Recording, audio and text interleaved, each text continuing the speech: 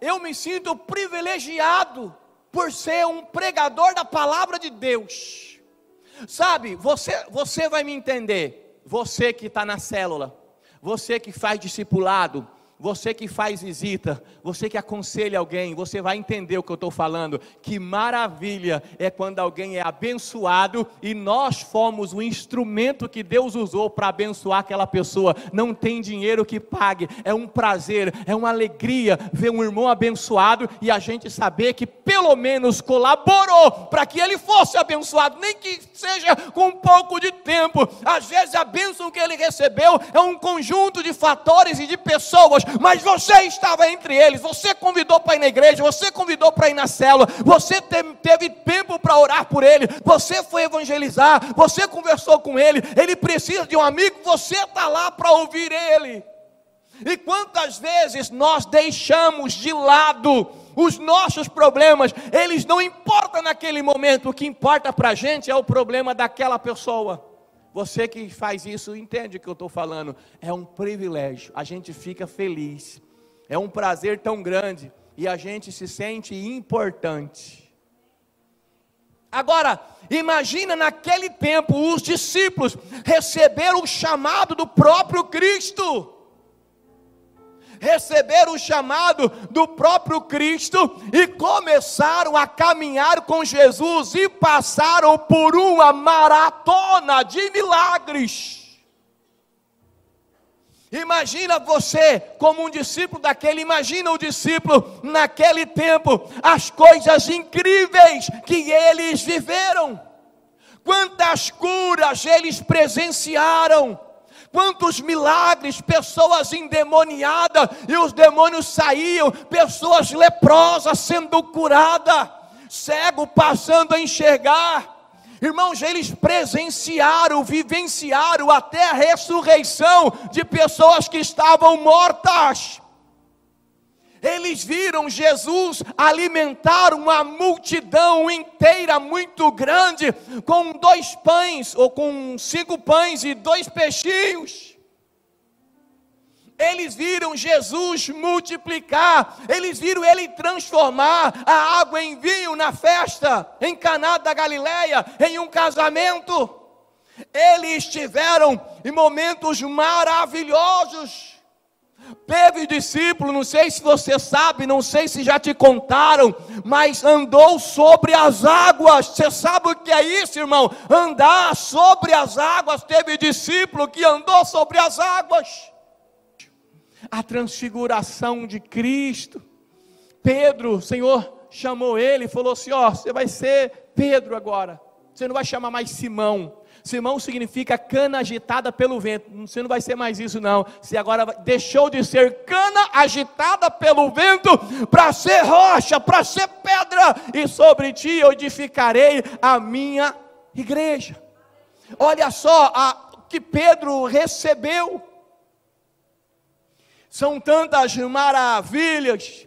Eles conseguiram ao lado de Jesus descobrir mistérios maravilhosos que as pessoas não entendiam, o significado das palavras que as pessoas não entendiam. Irmão, você sabe que é isso? Jesus tinha que pagar ali, Pedro tinha que pagar os impostos. Jesus falou assim: vai lá, joga um anzol e você pega um peixe. O primeiro peixe que você pegar, vai ter, abre a boca dele, tem dinheiro lá dentro. Pedro foi, lançou o anzol, não foi nem tarrafa, não pegou um monte, não foi rede, foi anzol, pegou o peixe, abriu a boca e o dinheiro estava dentro da boca do peixe. Deus preparou o peixe certo, na hora certa, com a moeda necessária dentro da boca. Que maravilha!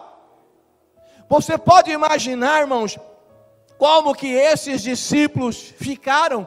Como que eles ficaram com todas essas experiências extraordinárias? Eu não sei você.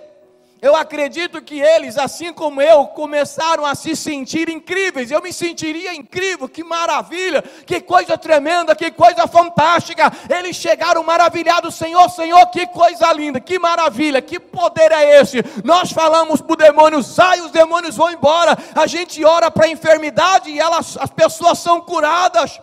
Eles estavam se sentindo maravilhados, estavam fazendo planejamento já para o futuro, levando, é claro, como seria essa vida sobrenatural. Eles estavam envaidecidos, eles estavam maravilhados. Por isso surgiu um problema, começou uma contenda e uma discussão. Agora nós vamos ler a Bíblia. Abra a sua Bíblia em Mateus 18. Todos maravilhados, todos se sentindo incríveis, todos se sentindo importantes. Depois de tudo isso, nós só podemos ter uma conclusão. Um discípulo olhava para o outro e falava assim: ó, nós somos incríveis. Aí começou uma confusão. Antes de ler Mateus 18, versículo 1, não precisa abrir sua Bíblia, eu só vou ler porque define até melhor Lucas 22, 24, mas eu quero ler Mateus 18 mesmo. Mas Lucas 22, 24 diz que houve uma discussão entre eles sobre quem seria o maior no reino dos céus. Mateus 18, 1.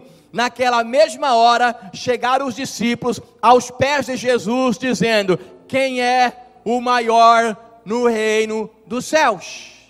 Deixa sua Bíblia aberta, olha aqui para mim. Eles estavam envaidecidos, eles estavam maravilhados, eles estavam se sentindo importantes. Então já começou logo uma discussão. Se todos nós somos assim importantes, então quem vai ser o maior no reino dos céus?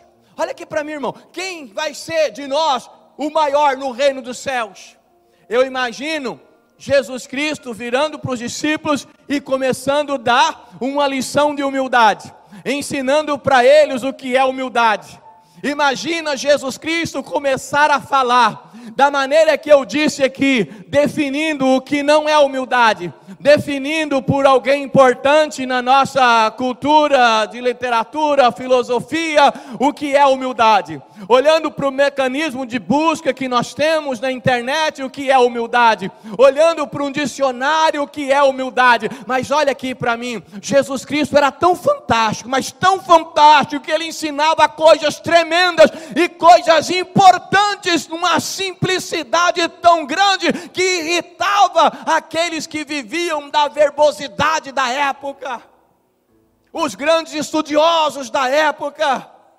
Talvez tinha um ali por perto esperando Jesus dar uma lição, explicar sobre humildade, definir. Jesus falou assim: qual de nós aqui é o maior? Jesus falou assim, versículo 2: e Jesus, chamando o menino, pôs no meio deles e disse: em verdade vos digo, que se não vos converterdes e não fizerdes como o menino, de modo algum entrarei no reino dos céus. Portanto, aquele que se tornar humilde como esse menino, esse é o maior no reino dos céus. Olha só, irmãos, não precisava nem falar tudo o que eu falei. Jesus chamou uma criança, colocou no meio deles. Quem quer ser o maior? Jesus falou assim: traz aquele menino. Eu acho que eles ficaram ainda continuando. E quem vai buscar você? Eu sou o maior aqui, eu não tenho que carregar criança. Quem sabe eles falaram ou pensaram: não, vai você, porque tem que ser eu. Eu andei sobre as águas. Não, eu sou o discípulo amado. Não, eu sou e cada um. Eu tenho um conhecimento, estudei mais que vocês. Eu sou médico. Ah, não, mas eu sou pescador, conheço bem as águas. Não, mas quem sabe? Jesus falou: busque aquela criança, e colocou no meio deles. Quer saber quem é maior no reino dos céus? Quem for igual a essa criança vai ser o maior no reino dos céus. Começa aí, num gesto simples, uma lição que Jesus dá de humildade para os discípulos.